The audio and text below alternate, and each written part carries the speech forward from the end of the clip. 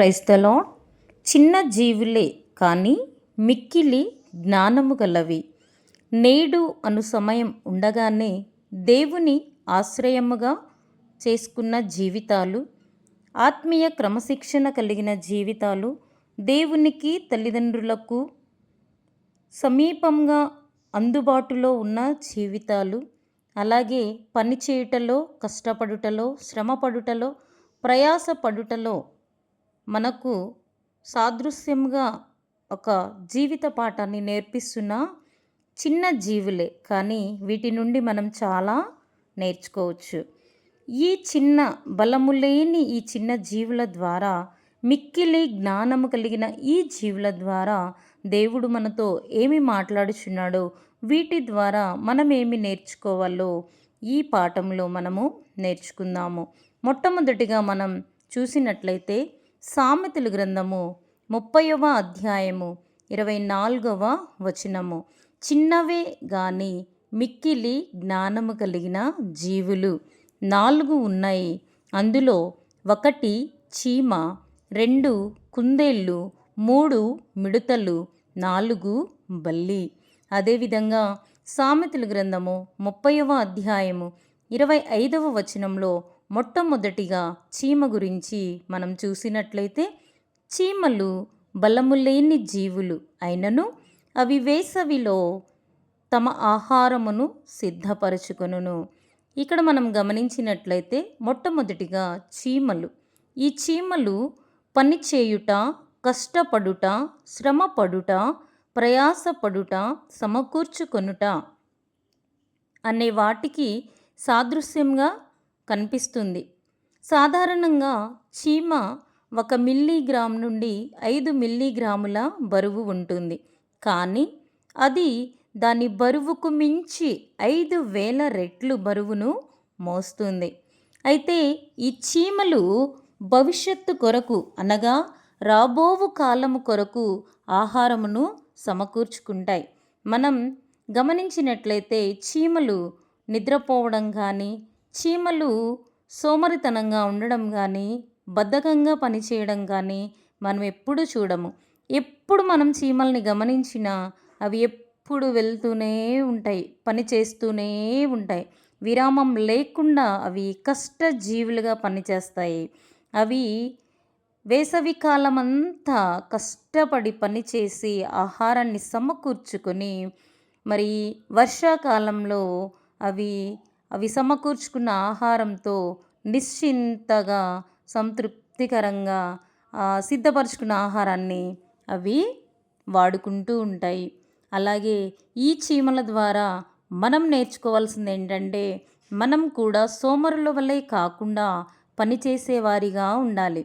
అయితే మనం ఏ విధంగా పని చేయాలి అనేది కనుక మనం చూసినట్లయితే, సామెతల గ్రంథము 12వ అధ్యాయము 24వ వచనంలో చెప్పబడినట్లుగా, శ్రద్ధగా పనిచేయువాడు ఏలుబడి చేయును అనుంది. మనం చేసే పనిలో మనం శ్రద్ధ కలిగి పనిచేసేవారిగా ఉండాలి. రెండవదిగా మనం చూస్తే ప్రసంగి గ్రంథము 9వ అధ్యాయము 10వ వచనంలో మనం గమనించినట్లయితే, చేయుటకు మన చేతికి ఇచ్చిన ఏ పనినైనను శక్తి లోపము లేకుండా మనం చేసేవారిగా ఉండాలి. అలాగే చివరిగా మూడవదిగా చూస్తే సామెతల గ్రంథము 22వ అధ్యాయము 29వ వచనంలో, పనిలో నిపుణత కలిగిన వారిగా మనం ఉండాలి. పనిలో స్కిల్స్ అనేది కనిపించాలి. ఈ 3 విధాలుగా శ్రద్ధగా పని చేయాలి. మన చేతికిచ్చిన ఏ పని అయినా మన శక్తి లోపము లేకుండా చేసి, మన పనిలో మన స్కిల్ని, మన ప్రతిభను మనము నిరూపించుకునేవారిగా, కనపరిచేవారిగా మనము పని చేయాలి. ఆ విధంగా మనం పని చేస్తే, వయసున్నప్పుడు యవ్వనంలో మనం పని చేసి మనము కొంత సంపాదనని వెనక వేసుకున్నప్పుడు, మన వృద్ధాప్యంలో మనకు నేనున్నాను అన్న సపోర్ట్గా మనకు నిలబడుతుందని ఈ చీమలు కష్టపడి జీవించుట ఎలా అనేది మనకు నేర్పిస్తున్నాయి.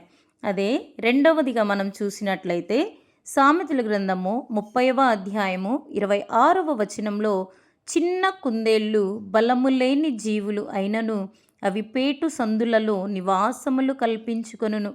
రెండవదిగా చూస్తే కుందేళ్ళు. పేటు సందులు అనగా కొండల మధ్య పగిలిన చిన్న చిన్న సందులలో అనగా క్షేమకరమైన జీవితము జీవించుటను గూర్చి కుందేళ్ళు మనకు నేర్పుతున్నాయి. అనగా దేవుని ఆశ్రయదుర్గముగా కలిగిన జీవితం, మహోన్నతుని చాటున నివసించువాడే సర్వశక్తుని నీడను విశ్రమించువాడు. అదే సామెతల గ్రంథము 1వ అధ్యాయము 33వ వచనంలో మనం గమనించినట్లయితే, నా ఉపదేశమును అంగీకరించువాడు సురక్షితముగా నివసించును, వాడు కీడు వచ్చునన్న భయము లేక నెమ్మదిగా ఉండును. కుందేళ్ళు కీడు వచ్చునన్న భయం లేక దేవునిని వాటికి ఆశ్రయదుర్గముగా చేసుకుని నెమ్మదిగా జీవించే జీవితాన్ని గురించి మనకు తెలియచేస్తున్నాయి. ఈ కుందేళ్ళ ద్వారా మనం నేర్చుకునేది ఏంటి అంటే, మనం కూడా నేడు అను సమయం మనకు ఉండగానే రక్షణ ద్వారా దేవునిని మనకు ఆశ్రయముగా మనము ఏర్పాటు చేసుకుంటే మనం కూడా ఎటువంటి కీడు వస్తుందన్న భయం లేకుండా భద్రతగా క్షేమముగా మనము నెమ్మదిగా ఉండగలుగుతాము. ఈ రోజుల్లో మనం గమనిస్తే ఇంటి నుండి బయటికి వెళ్ళినది మొదలుకొని తిరిగి వచ్చే వరకు ఎక్కడా క్షేమం లేని పరిస్థితులు మన కళ్ళకు కట్టినట్లు కనిపిస్తున్నాయి. కానీ మన క్షేమమునకు ఆధారమైన మన దేవుడే మనకు క్షేమాధారముగా ఉండగా, మనము ఆయన మనకిచ్చిన సమయంలో మనము మన పాపముల నిమిత్తం పశ్చాత్తాపముతో పాప క్షమాపణ కలిగిన వారమై రక్షణ ద్వారా మనం దేవునిని మనకు ఆశ్రయంగా చేసుకుంటే మనము ఏ విధమైన వాటికి భయపడవలసిన అవసరము ఉండదు. అలాగే మూడవదిగా మనం గమనించినట్లయితే సామెతల గ్రంథము 30వ అధ్యాయము 27వ వచనం, మిడతలకు రాజు లేడు, అయినను అవన్నీయు పంక్తులు తీరి సాగిపోవును. ఇక్కడ మిడతలు క్రమము మరియు క్రమశిక్షణ, డిసిప్లైన్కు సాదృశ్యంగా కనిపిస్తుంది. యేసుక్రీస్తు ప్రభువారు కూడా మార్కు సువార్త 6వ అధ్యాయము 38, 39 వచనాలలో ఇలా చెప్తారు, పచ్చిక మీద అందరూ పంక్తులుగా కూర్చుండవలెనని ఆజ్ఞాపిస్తారు. ఇక్కడ యేసు ప్రభువారు దోణి ఎక్కి అరణ్య ప్రదేశమునకు ఏకాంతముగా వెళ్ళుచుండగా జనులు చూచి ఆయనను గుర్తుపట్టి సకల పట్టణముల నుండి కాలినడకను పరుగెత్తి ఆయన కంటే ముందుగా వచ్చినప్పుడు యేసు వచ్చి ఆ గొప్ప జనసమూహమును చూచి వారు కాపరి లేని గొర్రెల వలె ఉన్నందున వారి మీద కనికరపడి వారికి అనేక సంగతులను బోధింపసాగెను. అయితే చాలా ప్రొద్దుపోయిన తర్వాత ఆయన శిష్యులు ఆయన యొద్దకు వచ్చి, ఇది అరణ్య ప్రదేశము, ఇప్పుడు చాలా ప్రొద్దుపోయినది, చుట్టుపట్ల ప్రదేశములకును గ్రామములకును వారు వెళ్ళి భోజనముకు ఏమైనా కొనుక్కున్నటకు వారిని పంపివేయమని ఆయనతో చెప్పినప్పుడు ఆయన, మీరు వారికి భోజనము పెట్టుడి అని చెప్పగా, వారు, మేము వెళ్ళి 200 దేనారముల రొట్టెలు కొని వారికి పెట్టుదుమా అని ఆయనను అడుగగా, ఆయన, మీ యొద్ద ఎన్ని రొట్టెలున్నవి, పోయి చూడుడని వారితో చెప్పెను. వారు చూచి తెలుసుకుని 5 రొట్టెలు 2 చేపలు ఉన్నాయని చెప్పిన సందర్భంలో అప్పుడు యేసుక్రీస్తు ప్రభువారు పచ్చిక మీద అందరూ పంక్తులుగా కూర్చుండవలెనని ఆజ్ఞాపించినప్పుడు వారు 100 మంది చొప్పునను 50 మంది చొప్పునను పంక్తులు తీరి కూర్చుండినప్పుడు దేవుడు 5 రొట్టెలు 2 చేపలను ఆశీర్వదించి వాటిని విరిచి వడ్డించుటకు శిష్యులకు ఇచ్చినప్పుడు వారు అందరికీ పంచి పెట్టగా, వారు తిని తృప్తి పొందిన తరువాత మిగిలిన చేపలు రొట్టెలు 12 గంపలు ఎత్తిరి. అంటే మనం క్రమశిక్షణ కలిగి ఉన్నప్పుడు, క్రమశిక్షణలో 1 ఆశీర్వాదం ఉంది, 2 సమృద్ధి ఉంది, 3 సంతృప్తి ఉంది. ఇక్కడ ఎప్పుడైతే దేవుడు ఆశీర్వదించి ఇచ్చాడో వారు సమృద్ధిగా, వారికి మిగిలింది సంతృప్తిగా వారు తిన్నారు. 4వదిగా మనం చూస్తే సామెతల గ్రంథము 30వ అధ్యాయము 28వ వచనము, బల్లిని చేతితో నీవు పట్టుకొనగలవు, అయినను రాజుల గృహములలో అది యుండును. ఇక 4వదిగా మనం చూస్తే బల్లి పేదవారి ఇళ్లలో ఉంటుంది, ధనికుల రాజుల ఇళ్లల్లోనూ ఉంటుంది. అంటే ఈ బల్లి ద్వారా మనం నేర్చుకునేది ఏంటంటే, మన ప్రభువునకు, మన తల్లిదండ్రులకు మనము ఎల్లవేళలా అందుబాటులో ఉండాలి. మనము ఈ భూమి మీద దీర్ఘాయుష్మంతులముగా ఉండాలి అంటే మనకు మేలు కలుగునట్లు మనం మన తల్లిని, మన తండ్రిని సన్మానించేవారిగా ఉండాలి.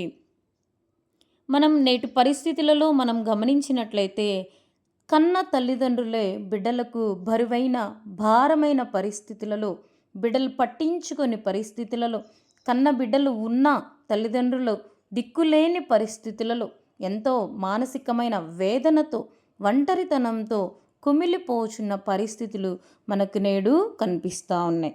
చాలామంది తల్లిదండ్రులను రోడ్డు మీదకి నెట్టివేసి మరి చూస్తున్న సందర్భాలు కూడా ఉన్నాయి.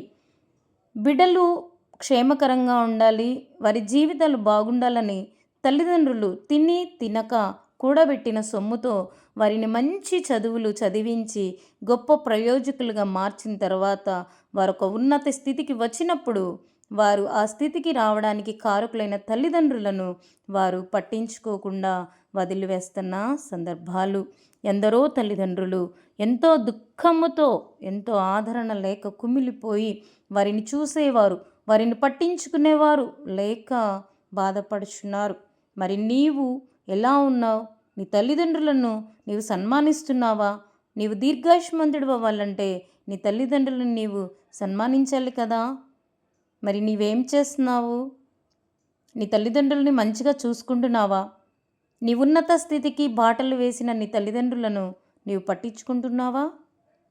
ఇక్కడ యెషయా గ్రంథంలో కూడా మనం గమనించినప్పుడు యేసుక్రీస్తు ప్రభువారు నేను ఎవరిని పంపెదను, మా నిమిత్తం ఎవడు పోవును అని అడిగినప్పుడు యెషయా చెప్తాడు కదా, చిత్తగించుము, నేనున్నాను, నన్ను పంపుమని. అంటే దేవునికి ఎంత అందుబాటులో ఉన్నాడు యెషయా. అలాగే మనము మన దేవునికి, అలాగే మన తల్లిదండ్రులకు మనము అందుబాటులో ఉండేవారిగా, వారి అవసరతలు ఎరిగి వారికి మనము సహాయం చేసేవారిగా మనము ఉన్నప్పుడు తప్పక ఈ భూమి మీద మనము దీర్ఘాయుష్మంతులముగా దేవుని మేలు చేత మనము దీవించబడతామండి. ఈ 4 జీవులు బలము లేనివి, చిన్నవి అయినా ఇవి మనకంటే ఎంతో ధన్యకరమైన శ్రేష్టమైన జీవితాన్ని కలిగి ఉన్నవి.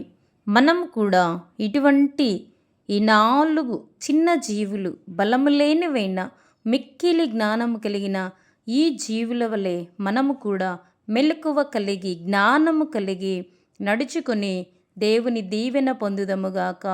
God bless you. Thank you for all. Please subscribe my channel. God bless you.